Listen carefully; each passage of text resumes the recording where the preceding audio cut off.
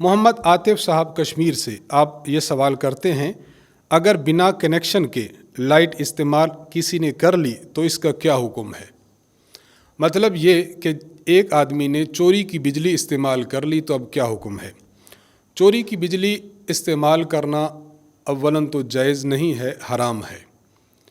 और ये कितना बुरा फ़ेल और बुरा काम है।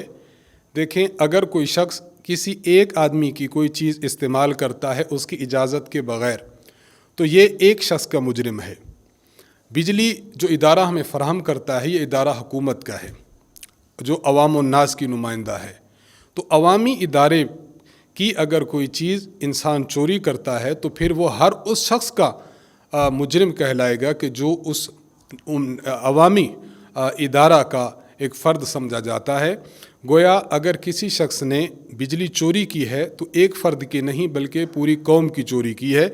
इसलिए पहले तो यह ज़हन में रखना चाहिए कि बिजली चोरी करने से एहतराज़ करें।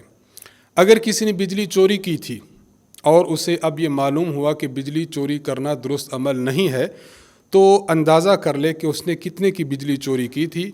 जितने की बिजली चोरी की हो, अंदाज़ा हो सके तो ठीक, वरना अंदाज़े से कुछ ज़ायद रकम इस बंदे के ज़िम्मा है कि हुकूमती ख़जाने में जिस ज़रिए से भी वो दाखिल करना चाहे वो दाखिल करा ले, ताकि इस शख्स के ज़िम्मा से ये चोरी का जो वबाल है ये उतर जाए।